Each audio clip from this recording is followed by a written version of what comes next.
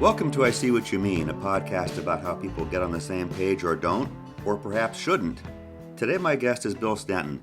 Bill's a colleague with a career in electrical construction, LED lighting, sales, and service. Bill, welcome to the show. How you doing, Lou? Good to see you this morning. It's good to see you.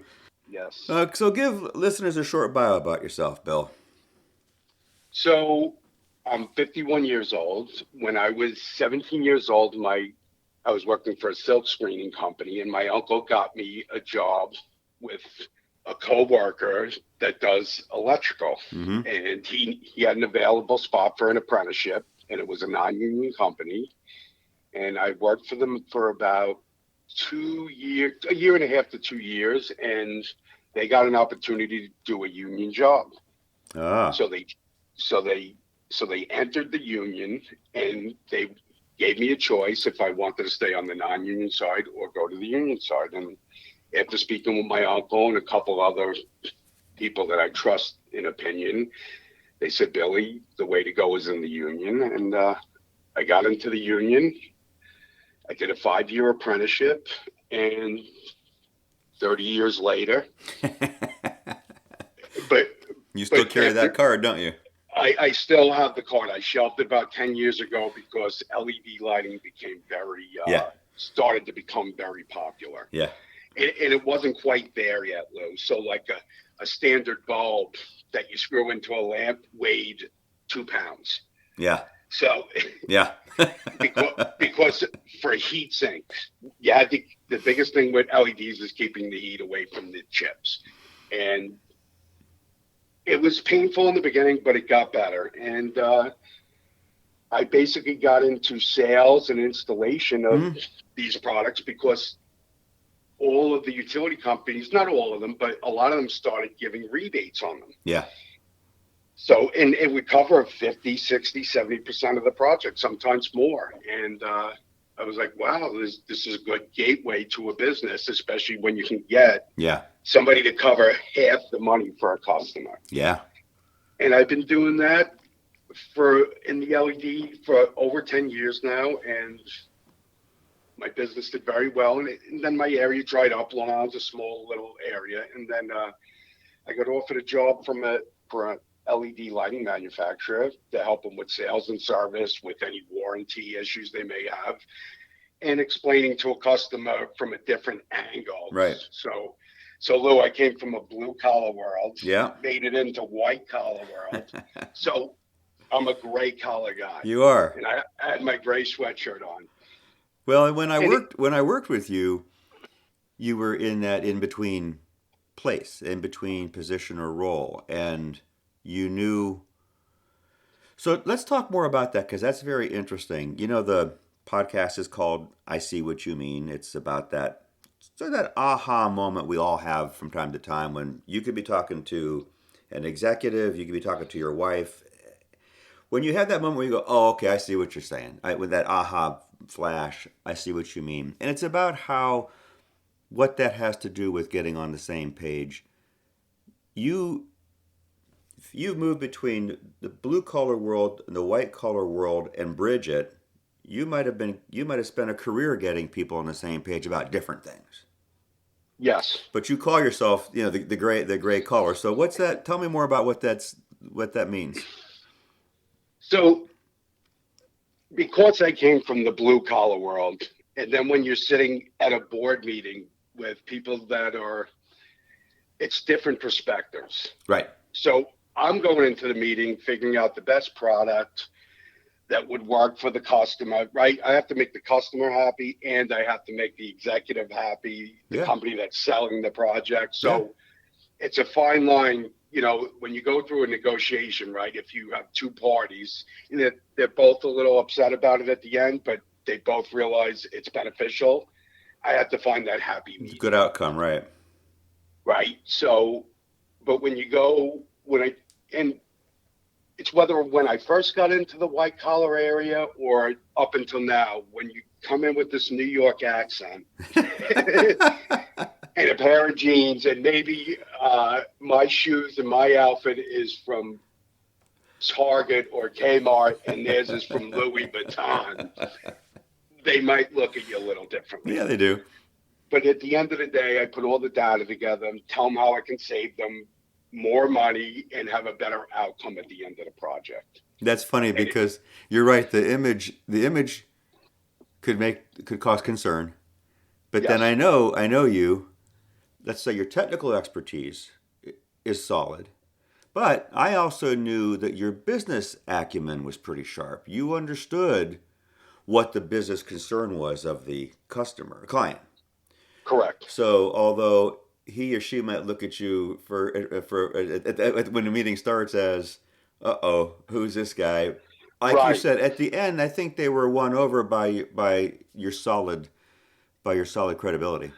right. So facts are facts, Lou. Right? If I put something on this piece of paper, 2 + 2 = 4, and but I had to show the customer these facts. I had to show the people I was answering to up Yeah, top that were selling the job yeah, these numbers. Like, here you go. Like, it wasn't just, oh, whatever this guy says, we're right, gonna roll with. right, Right? right. You have the proof's in the pudding. Right? And and like I said, Lou, it's funny. Living on Long Island, born and bred here, 51 years, but I've been traveling the last 6 or 7 years. I used to think everybody else had an accent.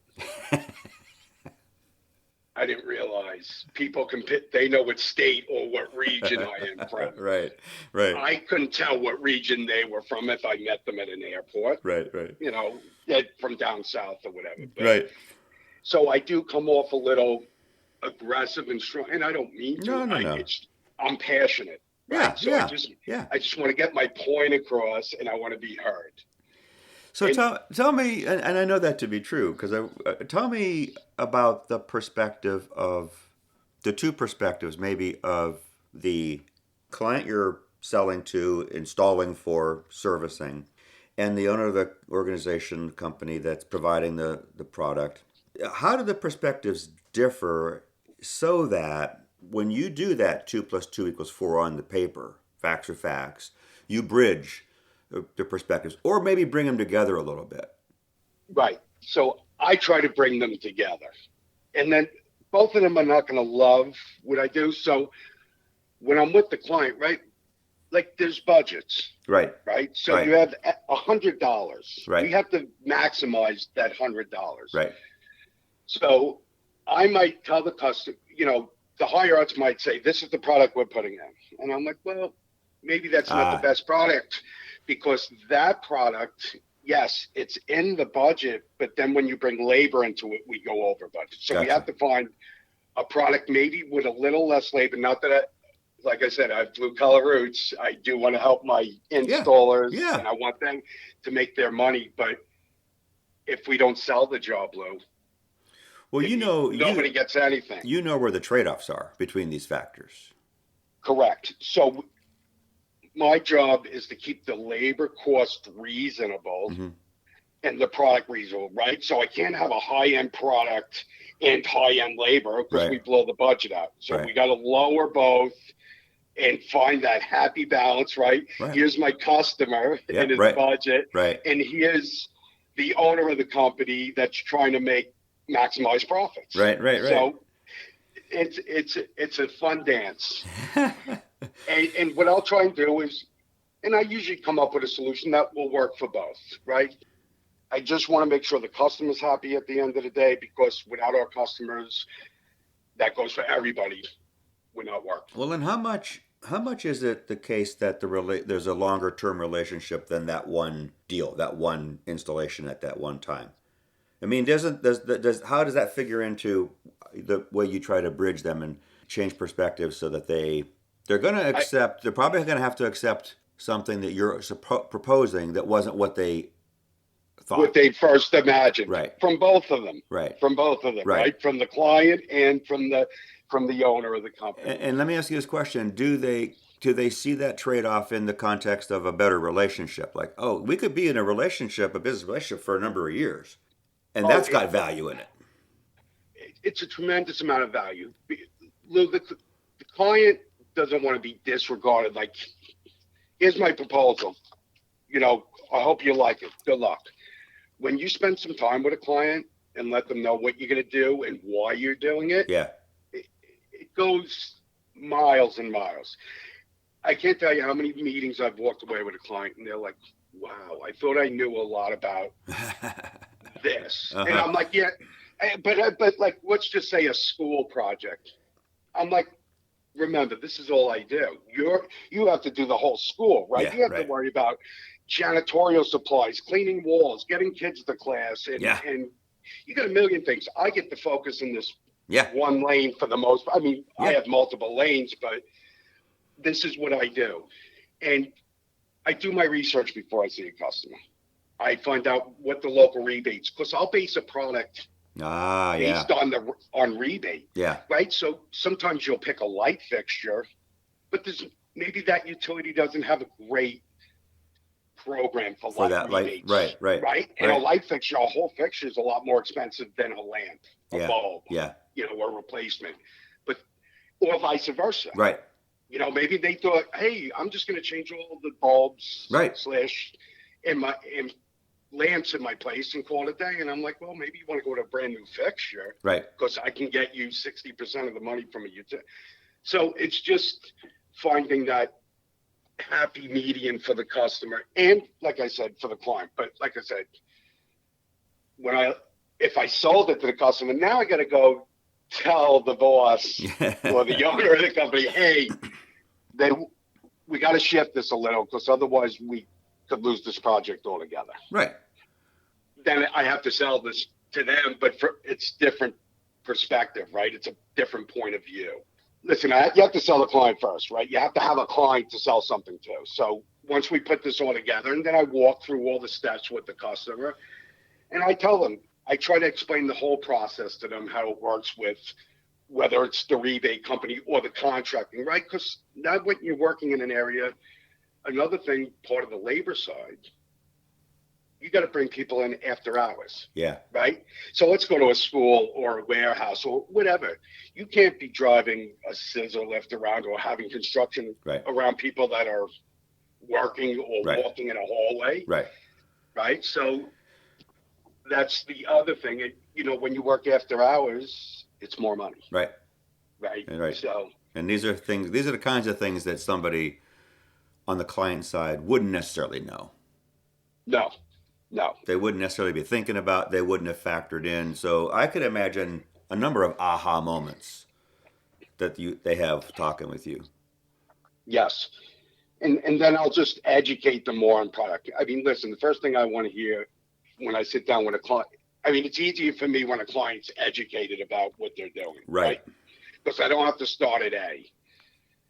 A through Z. I can start at G or H, based on the conversation. Right. So once I gauge them and figure out where we're at, and then I'll walk them through the site wherever the site might be. And then, hey, this is what I would do. And a lot of times what I'll do, Lou, somebody says, okay, I want to change all the lights inside of my building. And I'll have the email or the report saying what the customer wants, all their contact information. I'll try and get to the customer's location an hour early. Mm-hmm. And if they had asked for the you walk it? I walk it or drive the site, depending what it is, because they might not realize if they needed outside lighting too. And then I don't convolute the two. I say, hey, here's the proposal. Right. Once we get on the same page, here's the proposal for this. But hey, you might want to take a look at your outside lighting. The rebates are really good, or you don't have time clocks on your fixtures and they're burning 24/7. All day long, right. Like simple things. And they're like, wow, yeah. And maybe they don't do it then, Lou. Right. But it's in the back of their head, especially when I spit a report out saying, hey, if you spend, let's call it $50,000 and I'm going to save you $2,000 a month. Right. We can do that project next year. Right. What I'm doing, Lou, is planting seeds. Right? Sometimes they grow, Lou. Sometimes they don't. Well, the thing is that any client's got a project budget, but they've got the whole budget and for all the operations, right? Which they're always balancing a lot of things. They might not have at all thought about the cost of their outdoor lighting right now because they have it in their head indoor. You're coming in to talk about indoor. Right. When you point out the opportunity, and they rethink it. Like it's like a recalculation, right? That perspective shift is just okay. Well, I hadn't thought about that. And they might say, I don't have the budget for. I'm interested. I don't have the budget for that now. What if Billy? What if we did it in a year? Would the rebates still be there? Right. Let's just say there. Now they're wondering. They're thinking, would the rebates still be there? You might say, I'll check with the utility because you don't know, right? Right. So it's a great question, Lou, and that's a lot of the questions they'll ask, and you don't know, right? Because they have a certain budget for the year.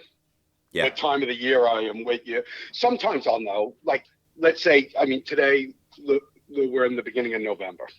Most of the utilities are gearing up for next year's rebates. Yeah. And they will send something out, like a pre-sales sheet saying, hey, this is what it's going to be next year. Yeah. So, and that's really good information to have, right, Lou? So if you had a fixture that was getting a $20 rebate and it's going to go down to 10, they're going to be like, oh, right. If they have 1,000 fixtures, right. That's 10 grand they're leaving on the table. Yeah. Right. So it's almost like another sales angle, but so it depends what part of the year it is. And some of them do it, biannually. They'll change the program, right? Right. So January 1st and July 1st or something. I think it's really interesting. Okay, so if you're going to see a customer who's already made a purchase decision, they want to replace the indoor lights. They know what they want, right? Yeah. They know what they want, or they think they know what they want, right? But you're also helping them make sense of additional factors, additional information. I don't want to say you change the picture on them. It sounds right. Right. We're not going to do bait and switch on them. No, right. So Lou, when I first go in, like I said, let's pretend we stick with that scenario where they wanted the inside lighting done. I do the outside perimeter thing. I go in. I don't start out the meeting hey, by the way, I was stalking you an hour earlier and driving around, and security had to stop me.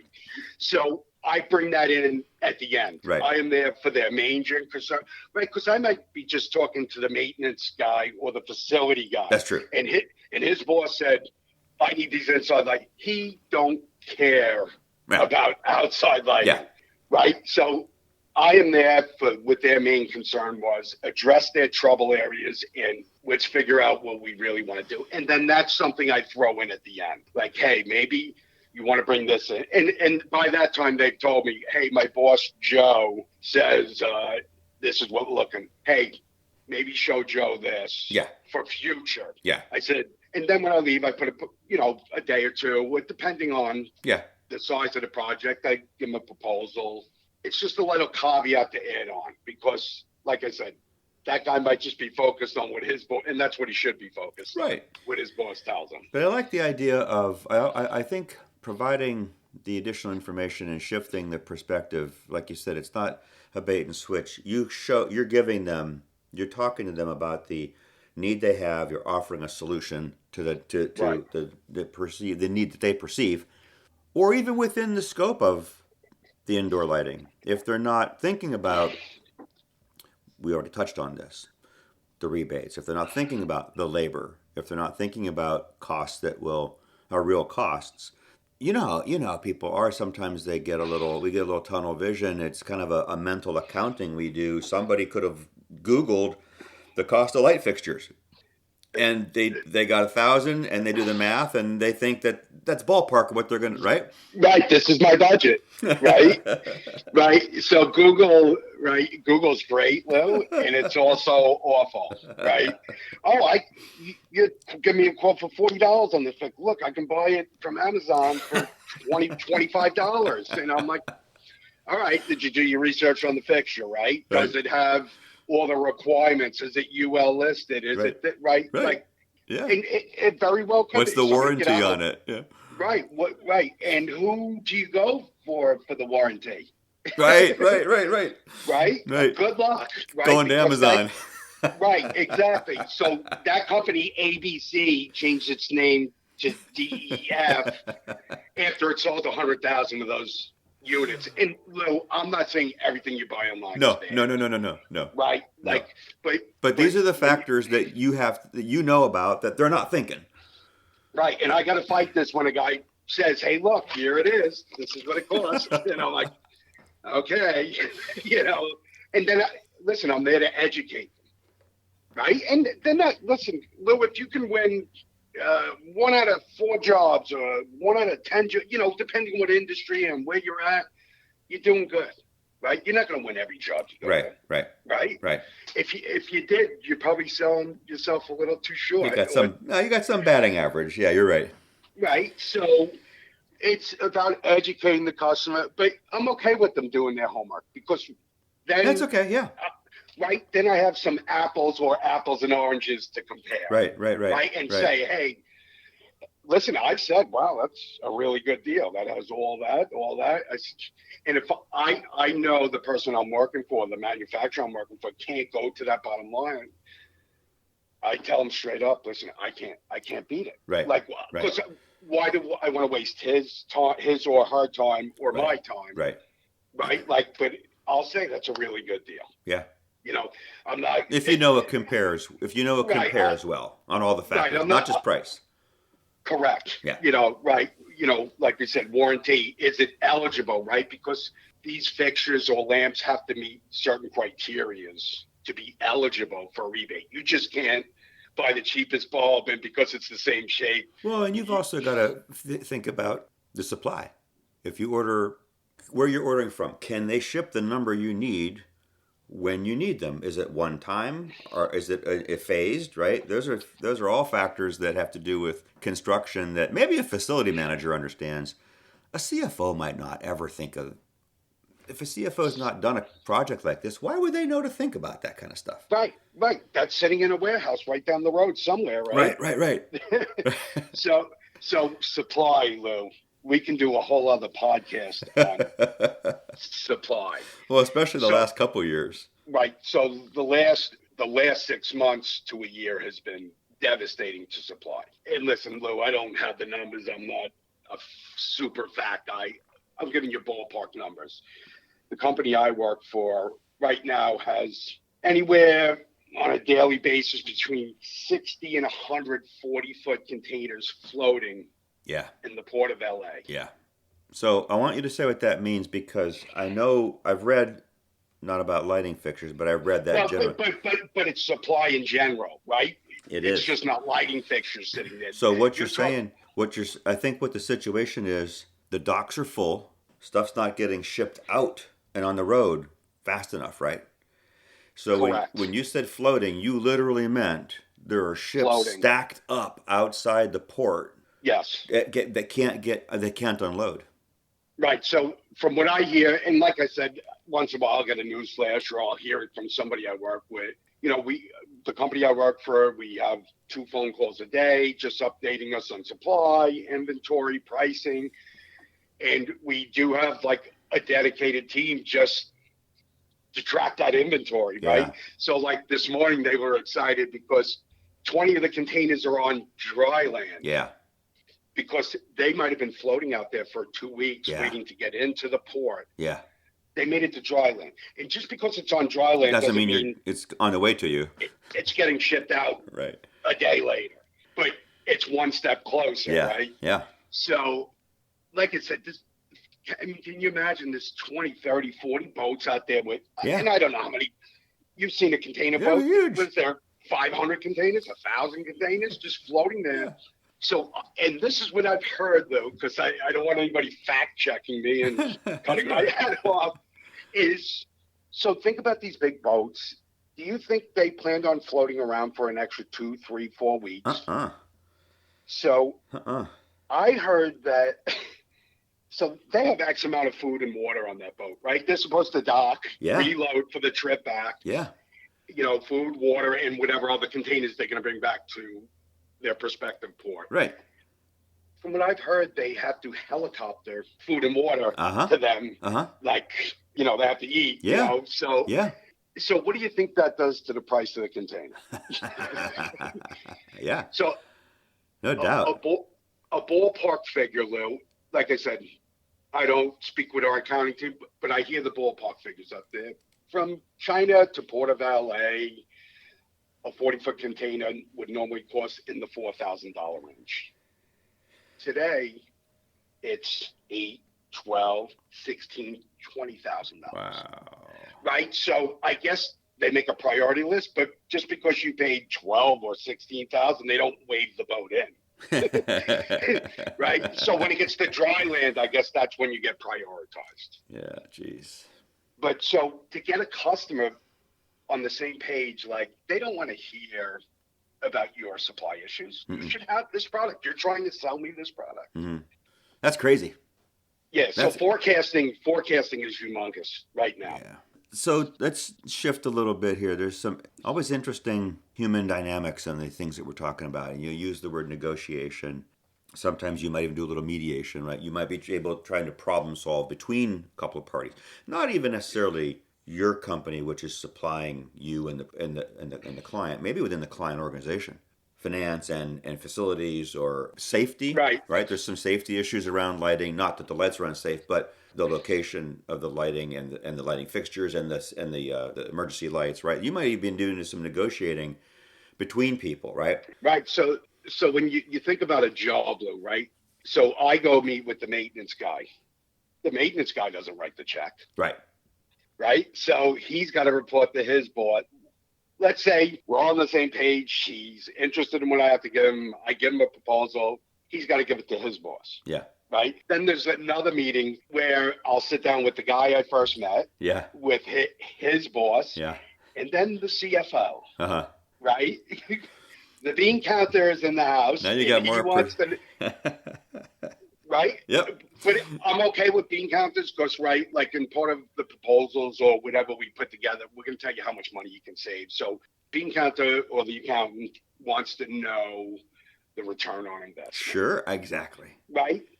The maintenance guy could care less about the return on investment. He'd like to know how much he's going to have to work on the damn fixtures, right? What's the maintenance on them? What's the replacement schedule? Right. Right. He's got to change bulbs, ballast, this and that. He can't wait to get the lights in. He would write me the check right there and then if he had the authority. He could, right. So there's a process, right? Let's stick to the client side of the organization, right? So you have the maintenance or the facility manager, maintenance guy, the owner of the company, the CFO. And then you have logistics to bring into this too. Forget about the supply thing. Let's stay away. Okay, where are we going to store all this stuff? Yeah, right. You know, what are the hours of operation, right? So we have to bring the contractor in, their contractor, and right?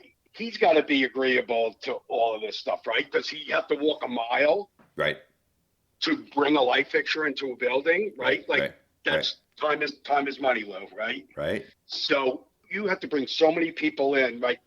The initial meeting that's the easiest part of it. Right. Because that's just figuring out, getting, me and that guy on the same page, what his boss asked him to do. Right. And then, like I said, it's bringing in all the other parties and getting everybody on the same page, right? Right. There's a ton of, right? You have to bring the utility company into it, right? What's the timeline of this, right? Yeah. You have to make sure that rebate money is going to be available, right? Because if this project's 6 months out, right? So there's so many entities that you have to bring in, and Lou, when you get 6, 7, 8 people in the room to get everybody in the same, to stay in the lane and everybody moving in the same direction is not always easy. No, it's never easy. So when I worked with you, we did have a bunch of people who knew these kinds of things. Yes. When you're working with some clients, I imagine they're not anticipating half of these things or some significant portion of, right? So who's thinking about, or somebody might, like the maintenance guy might have had the thought and maybe mentioned to you, I don't know where we're going to put all this stuff, or I don't know how we're going to do the demo on this stuff. And like it's a school again or an office building, you don't do demo during the day. You got to get it out at night or weekends, and you got to clean up, right? And everything's got to be perfect the next day so they can operate like nothing's going on. So he or she might have thought of that. You know that the janitorial staff is thinking about those kinds of things because they've done it before and they've had to clean up after somebody else, right? But that stuff doesn't always get elevated up the chain of command in conversations, so that it's on someone else's mind. You're probably bringing things up in those boardroom conversations, you and your jeans and your, and like you said, the CFO comes in, or I'm asking you, what happens when you're raising these kinds of things for the first time and their eyes are wide, like, wow, Bill, I hadn't thought about that. What do we do? Right. Because from the initial meeting, and like I said, because I can relate to the guy that does the maintenance, right? Because of my blue collar background. Right. Details are important, Lou. And it's important for me to make sure that guy's going to be all right, right? Because on the chain of command, here's the guy that's, let's just say, making the least amount of money, and he's going to deal with the most amount of shit. Yeah. Yeah. True. When this happens, That's right? true. That's right. So I want to address his concerns, and I'm not afraid to bring it up in a meeting. I don't care who looks at me cross-eyed. Well, you have to have a no surprises policy. You don't want them surprised later. Right. I said, if you don't want to deal with it now, you are going to deal with it later. And it's, if we don't figure it out now, it's going to cost you more later. Yeah. Right. Because everything's going to come to a screaming halt. Yeah.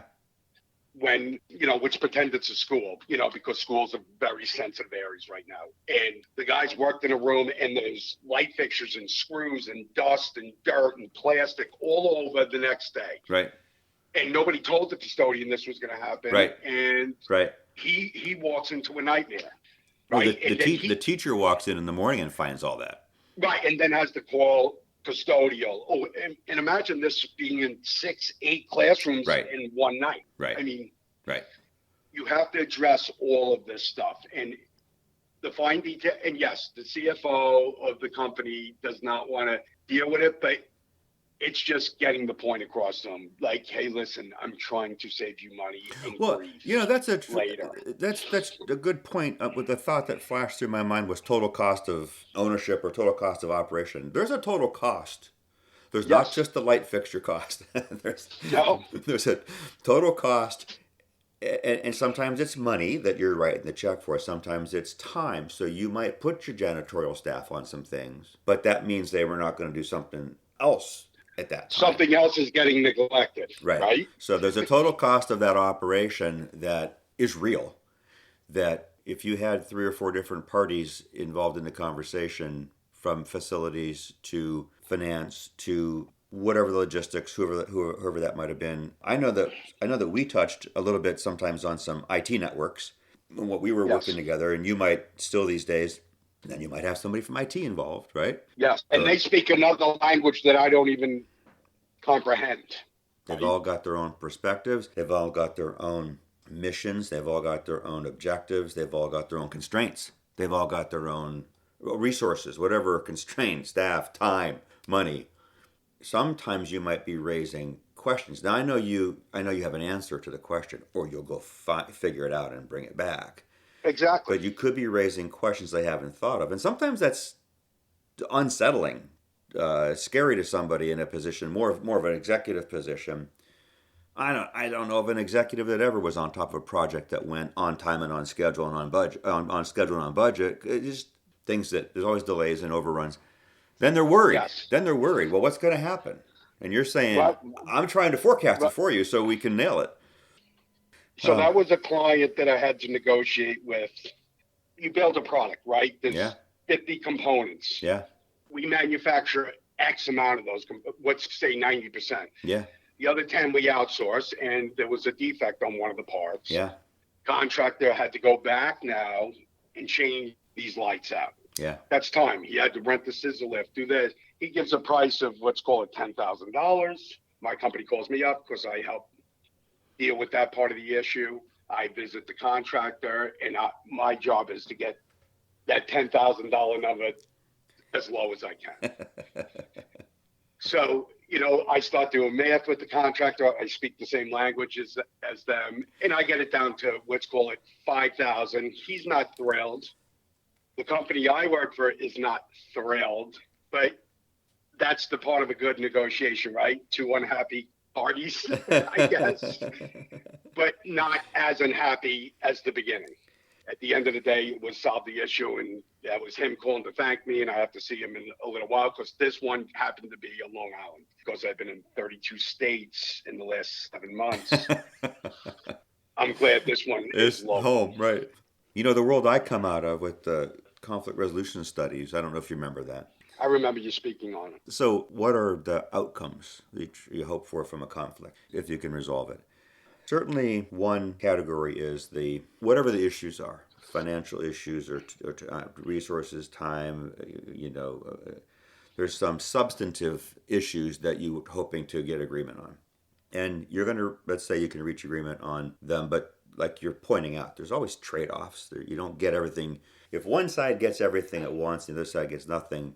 Okay, maybe it goes that way, but then the relationship is done. You're not going back to that. So 100%. sometimes you trade off some substantive outcomes, in this case, maybe some dollars, for an ongoing relationship. If you negotiate with the relationship in mind, you're willing to trade on some other thing. Right. So there's different trade-offs, right? Right. So when I go to a location, let's call it similar to the one I went to, I'm going to see an angry contractor, right? So my first part is to diffuse him a little bit. Like, I'm here to help. I know you're upset, and almost anything I tell you is not going to help. You're a contractor. This customer, we have to make happen. Whatever goes on behind the curtain, we have to figure it out, because I don't want you to lose that customer, because that customer could own 10 more buildings. Maybe this was a portion of one building. Right. I want future work out of it. And hopefully, in the good faith that we're trying to make a resolution here, there is trade-offs. And I'm going to pause you there. That's a very important framing. How you frame that is really important. If he or she, let's say, wasn't thinking that, now they're going to go, yeah, Bill, you're right. You're going to work with him, but what you did was put working with him in the context of working with the client again. Right, because I don't want to see you lose a client over our product. Right. I would never want to see that. I don't want to lose the client over a small issue we had with the product. Right. I'm here to make it right. But so what I'll do, that's how I start the diffusing. At the end of the day, we want to make your customer happy, because that customer is our customer too. Right. Even though and there's so many levels. So he's the contractor, right? So we as a manufacturer, we sell through distribution. So I had to deal with his distributor first before him. Right. And I said to the distributor, get me, and I that's the great thing about the company I work for. It doesn't matter where it is. Uh-huh. They will have me on a flight to make sure that customer is being addressed, right? And that's money out of our pocket too, but we have to resolve the issue that we believe was our issue. Because, Lou, I've been to locations where I've flown to the location and I'm like, it was based on poor install quality. Uh-huh. So I said, hey. Yeah. And I'll take the pictures and document everything needed. Like, hey, I know you will. Our issue. I know you will.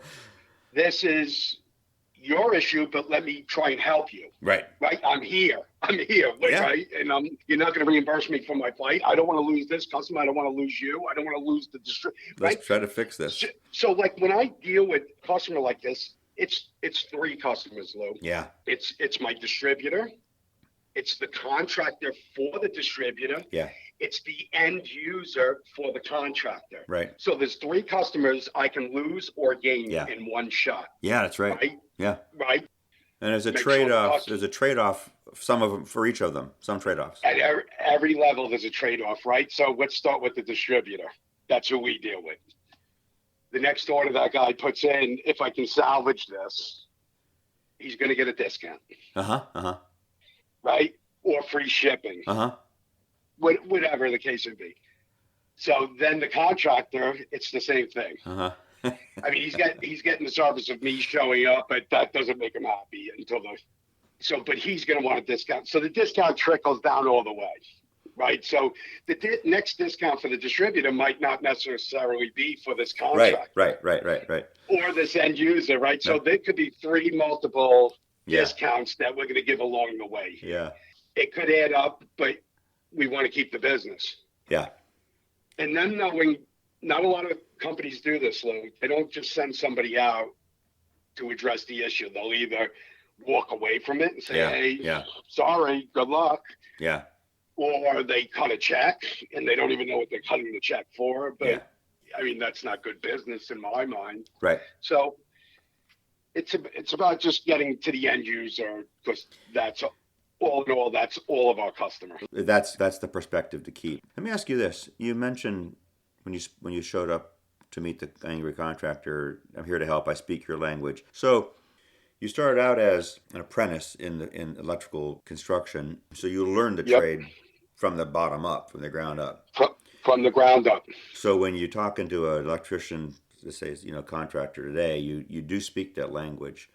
It was the language you learned from the very beginning, right? Correct. Like, how about the business language? Where did you learn that? Because you speak that language too.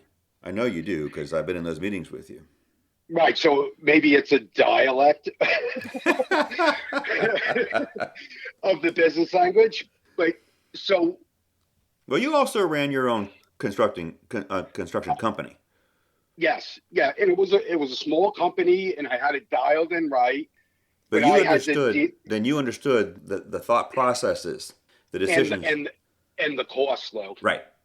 right? Like you walk on a job and you see one of your guys maybe disregarding some parts, like just throwing them on the side, Yeah. and I'm like, well, I pay a lot of money for those, Yeah. And then you're gonna go to Home Depot or the Yeah. supply house next week, and I'm gonna see A 100 receipt for. wire nuts. Right? Like, well, maybe if you didn't throw them on the floor, we wouldn't need to do it. So I'm looking from the CFO's perspective. I'm looking at how do I save them? I treat the money like it's mine, Right.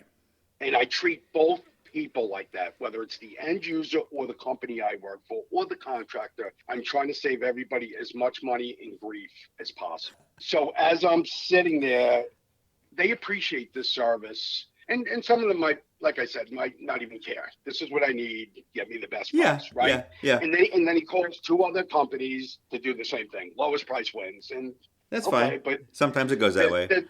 right. But there's a cost to service too, right? So if I might be 10% high, but the other company just sent them a flat proposal, didn't talk to them, didn't do anything, I'm probably going to beat that guy out, right? Because they know they have somebody to call, Right. and somebody that's going to show up. So, but yeah, as far as sitting in a meeting with the CFOs, I understand where they're coming from also, and I'm looking to save them money too. But and I guess I just started out here with Bill Stanton, blue collar guy, walking in, and when I got into the LED game, walking into a random building Yeah. that I thought needed lighting, explaining myself, and I got thrown out of buildings, which is fine. Part of the because process. Of course it is sales, right? Right. So, but me being a small CEO, but you still have the broad scope. It's just different commas, Lou. Yeah. Right? Yeah. The Right. commas That's are in right. different spots. That's right. That's all. So numbers are numbers. That's the greatest thing about it. I love numbers, and that's the greatest thing about numbers. They're true, right? Like there's no his side, her side, and the real side, right? 2 + 2 = 4 every time. I know. I remember. But it's just making sure that the CEO knows I'm looking out for them also. They might not like what I'm, whether it's good medicine or bad medicine, here it is. Right. Well, I'm not always going to give you the best news. Mostly what I saw it come down to when I was working with you was that you thought of things that needed to be considered that perhaps were overlooked that had numbers attached to them. So numbers are numbers, they don't lie. But if you have an incomplete picture, right, you don't maybe know the total number. Correct. So Lou, with numbers, you have to have, right, you have to plug all the numbers into the equation. Right. So if there's 6 different numbers to plug in, whether it's cost of the fixture, the contracting, custodial crew to clean up, the rebate, all that. Yeah. The rebate, right? There's so many things tied into this, right? And you have to think about, okay, if that person has to do that, it's going to cost them money because they got to send a person there for 2 hours. Right. Right. So, or if the rebate changes from $10 to $8, right? Now I'm going to go back to the client and say, hey, listen, it's $2 last time, $1,000. It's $2,000. $2,000 don't sound like a lot, but it's a lot to some people. Right. Right. Lou, you want to send me a check for $2,000 today? I'll send you my address after the cast. But you can't complete a formula unless you have all the numbers, Lou. Yeah, all the factors. Right. Yeah. Right. Right, because you do the math is there's multiplication, there's division, there's subtraction, there's addition. That's it. So if you're missing one number, it changes the whole. I think the whole complex. I think too. What I saw happen when we worked together, what I'm hearing you say is that when it comes down to it, everybody who makes a decision, whether it's the janitor or the facility guy in charge, the facility manager or the CFO, or it doesn't matter, we're always making trade-offs. And what I think you're saying is the more factors you put in front of them and can help them understand the numbers, the smarter trade-offs they can make. Right. So like, let's just go to a standard warehouse/office space. They lease the building. Right. The lease is up in 2 years. They don't Right. want to do a project Right. that the return on investment is It's 5 years right. into somebody else's building and you're out in 2, right? So maybe they want a cheaper, but they need better lighting, right?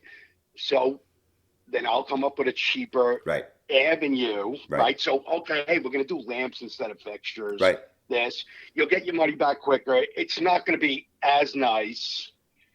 But what I'll also try to do, like, I want to understand the customer's perspective. Do you plan on releasing it for after the 2 years for another 10 to 20? Is that the main goal? Right. Because then what I'm going to take into consideration, like, okay, do this to temporarily hold you over. And then if you re-sign the lease, I'm going to pave the way for it by what I'm doing. Right. Right. So Right. there's so many, right. You're going to spend an extra 10%, but it's going to save you 40% Yes. after the 2 years Yes. is up. Yes. So I want to get the whole picture and the whole story. And listen, then I'm going to give you 3 layouts, right? High, medium, low. And it'll be the cost association. And if you want to do the best, this is what it's going to cost. But that's after you sign your 10 or 20-year lease. It's just amazing how many factors there are to consider and trade off. There's so many pivot points. And that probably goes, Lou, that goes for a million products out there. Yeah, oh, it does. Right? Oh, Not everything is, hey, listen, if I need a knob for the straw, I know I have to match that knob. Yeah. Otherwise, my wife's going to punch me in the head. Right? But there is so many pivot points, though. So that's what it's getting your customer's story. And yeah. Listen, sometimes customers have 3 minutes for you. Sometimes they want to spend 3 hours with you. And I can run on a little bit. I'm from New York, so. And I've told customers, listen, just shut me down. My skin is very thick. You are not going to hurt my feelings. But what I know is true about you is that your brain's going. Yeah. Your mouth's going because you're analyzing constantly. You're always thinking of options.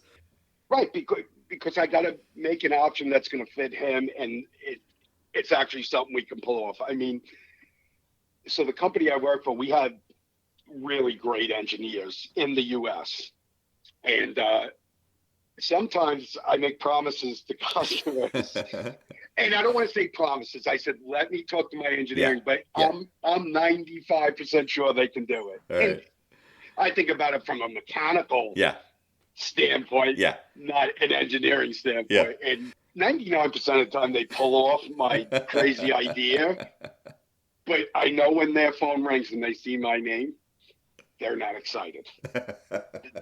They know Bill's not bringing in fresh bagels and coffee from New York. He's got some stupid task and he had some stupid idea, and we're either going to shut him down or run with it. We're going to figure it out. So, right. But that's the great thing about the company I work for. Like, I'll tell the customer, listen, I don't know I know physically it can be done. I don't know from a technical standpoint, right? Like if we custom design a fixture, maybe we can't get a UL rating because I said, we could just do this. Right. Or we can't get the wattage below what we needed or above, the lighting, the lumen. So there's engineering trade-offs. What's amazing about this is if we plotted a bubble graph, all the circles of the subjects or the areas, the domains, engineering, manufacturing, shipping, supply chain, logistics, every one of them's got trade-offs. Within them, within every space or domain, there's trade-offs that could be made. Right. And you're trying to bring it all together. I mean, I suppose every salesperson is trying to bring all of that together in a solution that makes 2 or 3 main parties happy. Right. Let me ask you one more question, and we'll do a time check. In the question of getting on the same page, I like to think about what happens if you can't. And if you can't get on the same... Good. Can you get back? Can you get back to it for another day? Sometimes, like in an organization, which is a lot of work I've done, if you can't get on the same page, what I would want to ask is, all right, there's differences between people or parts of the organization. Can you use those constructively, and don't trash the relationship together? Don't burn the bridge. Right. Don't burn the bridge. When I had my own company for a large lighting project, a lot of money and rebates involved, but because it was such a large project for such a large corporation, it takes time, right? Because there's politics. Now there's politics involved, which that's another story. Slows but, things down. Yeah. So I started off with the contractor. Then I met with the maintenance, the facility guy. So the contractor and the maintenance guy, they told me what they wanted. I did a full audit of their 3 locations. Yeah. Gave them a budget, put it together. Okay, this is how much the project's going to cost with labor. This is how much of a rebate you're going to get. This is the timeline of getting the fixtures, right? So not all the bottom line dollar, and this is what you're going to save per month. Their return on investment was somewhere in the 13-month because they were a 24/7 hour facility. So when you're open that long, the savings is 24/7. With Lou, there's 8,760 hours in a year. So I called it installing ATM machines. Right, the money just keeps falling. Like, to me, it was a no-brainer. Right, but because you have to go through a contractor, the contractor has to sell the maintenance guy has to sell his boss, that boss has to sell. Now the CEO is in another country or another part of the United States. So there's so much logistics on this. So they're like, Bill, we're going to get back to you. I'm like, all right, they're going to go price me out and do whatever. Right. But that's fine. So they called me a month later. Hey, Bill, we're interested in doing this again. And I said, okay, great. I said, let me call the utility company and make sure the rebates are the same. You know, and because they said, yeah, they're the same, but they will be changing soon. And they will be coming down. So I went back to the customer, told them this. I think they thought I was sales pitching them. I said, listen, your rebate's going to go, I don't remember the numbers, from 100,000 to 80,000. Yeah. And I think the number was even higher than that.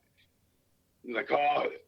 So by the time that all happens, the rebates change. Yeah. Right? By the time they run it up and down the ladder. Yeah. So they said, Bill, we'll let you know this might be a project for next year. I said, okay, I understand. So, I don't know, 5-6 months go by. It's a new year. It's a new rebate program. Yeah. I go back to them. I know the door is there, and I know they haven't done anything yet. Right. So I went back to them and I said, listen, the rebates went up again. Here's my suggestion to you. So when you get a rebate, it's not like the utility companies cut you a check when the job's over. There's a lot of paperwork. Yeah. A lot of painful paperwork. You know, it's like a small documentation. Especially a rebate of this size. And like I said, it was probably, I was going off the top of my head, $250,000 in just rebate money. Yeah. So I said, this is what you should do. If you have to get a pre-inspection. After you I said, I'm going to fill all the paperwork out for you. I'm going to do all that work for you.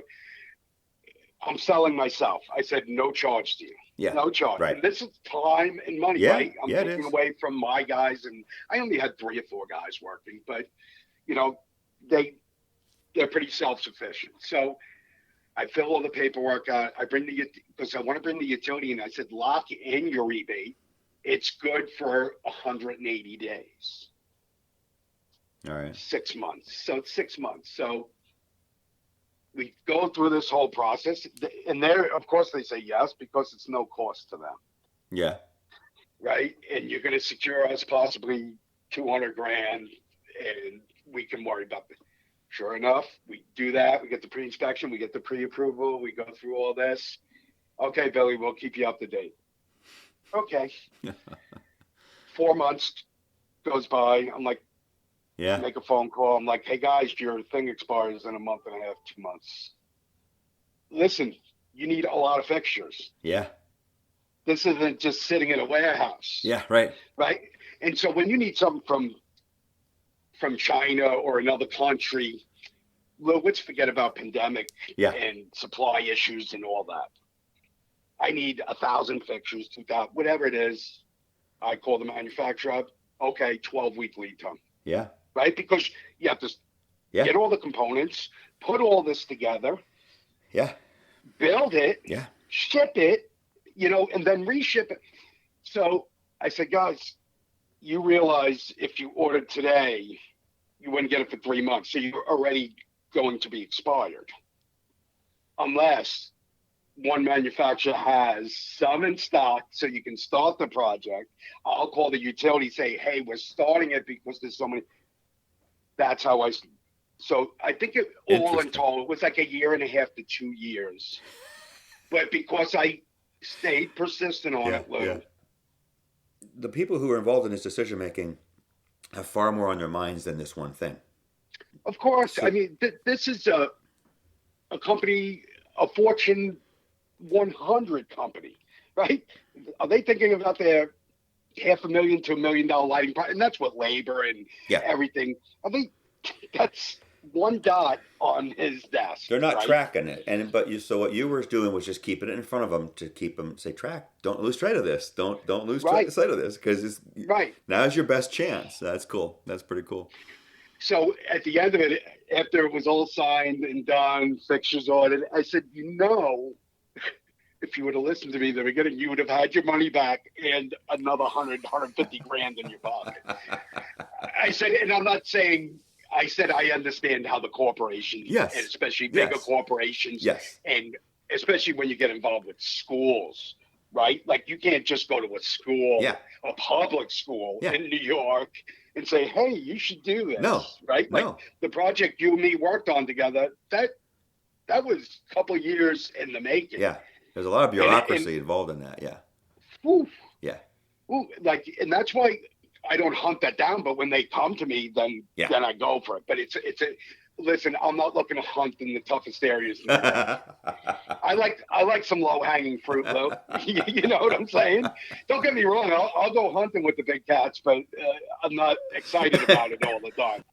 Bill, I've enjoyed this conversation. It's been fun, and like always when I talk to you, I learn a lot. Yeah. I'm sorry, Lou. Best to you. Have a good holiday season, and I look forward to talking to you soon. I look forward to it also. Best to you, Lou. Happy holidays, and can't wait for the next time we meet. Thanks, Bill. All right. Bye-bye. Thanks. Bye.